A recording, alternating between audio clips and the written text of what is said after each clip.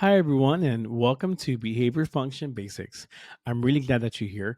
And this is going to be an 8 module course. And this is the introductory module to the rest of the course, which is self paced training. And it was created especially for registered behavior technicians like you, RBTs, who play such a vital role in the day to day work of ABA therapy. As a registered behavior technician, there are some core skills that you absolutely need to have to do this work well. And then there's a whole set of additional skills that really take your practice to the next level. These are the kind of things that your BCBA will train and coach you on over time. Honestly, that alone could be its own full course.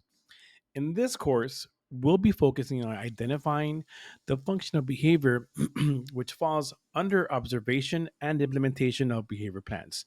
And to do that well, you need to be good at one of the most important additional skill, which is understanding the function of behavior. In other words, figuring out why a client is doing what they're doing. This is at the heart of everything that we do in ABA. And when we understand the why, we can choose better interventions from the ones set by your BCBA and support real, meaningful progress. Function identification is informed by observation and addressed through implementation. And your skill in both directly supports the BCBA's ability to assess and design effective interventions or modify them if needed. Let's jump in and build a foundation that will help you make more confident, informed decision in your sessions. Throughout this 8 module course, we are going to go beyond the basics and understand what each function looks like and how to identify it in context. You won't just memorize the terms, you'll explore real scenarios and how to respond effectively. You will connect the why of behavior to the how of your role as an RBT. You can expect engaging activities that make learning meaningful, and we will have some quick check ins, quizzes to reinforce your understanding through practice. As we progress through the course, we'll use hands-on learning cycle designed for real-world impact. You're going to view clear explanations and real-life examples, engage in interactive activities and case-based scenarios, put your knowledge into action with realistic tasks, consider common challenges, and think critically about what you learned. We're going to learn in all sorts of ways to ensure you walk away with a strong working understanding. So let's get to it. As RBTs, we know that understanding why behavior happens is crucial for effective intervention. But let's be honest, in the fast paced setting of a real session, identifying the function accurately can be tough. When you took your 40-hour course, the examples may have seemed clear, but applying them in real life, in the real world scenario, often feels a lot more complex. You're not alone. Many RBTs find this task to be challenging. So, why is getting the function of behavior correctly so important? Because if we get it wrong, we may use interventions that just don't work. You might slow client progress or even accidentally reinforce a behavior that we want to decrease. So, this module is here to help sharpen your skills and build your confidence. It's important to remember that behavior doesn't happen in a vacuum. It can occur for multiple reasons, like escape and access to tangibles at the same time. For example, imagine a child who throws a tantrum during cleanup time. At first glance, it might seem like they just want to escape the task, but if the tantrum also results in gaining access to a preferred toy that was withheld until cleanup time was complete, then both escape and tangible reinforcement are at play. When multiple functions are involved, it becomes even more essential to conduct a thorough assessment so that interventions address the full picture and not just part of it. So, what is behavior?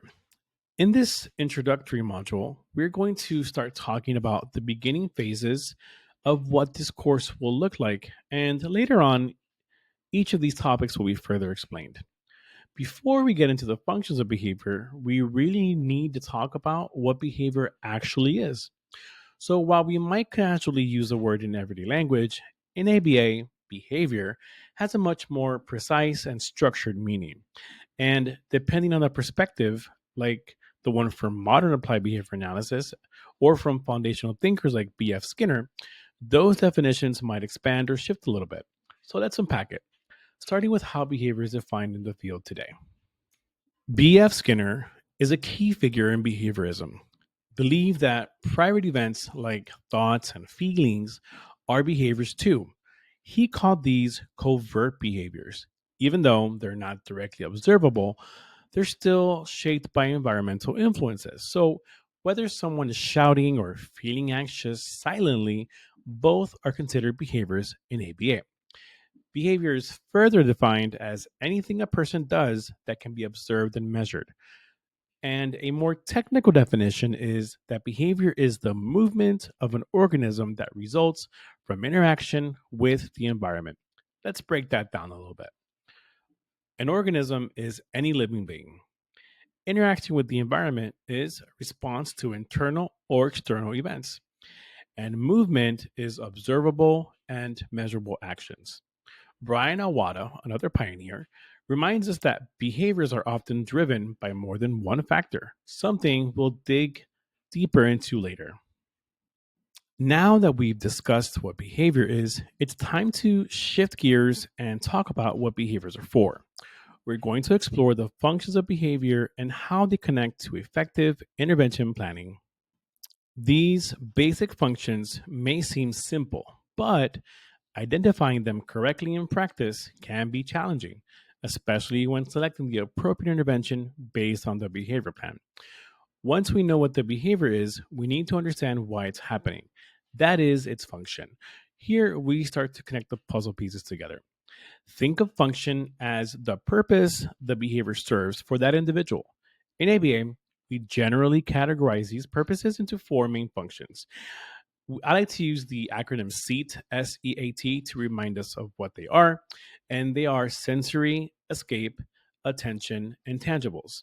So, sensory is automatic, and tangibles means access to anything that's tangible. Understanding these four functions unlocks the door to effective strategies in your sessions.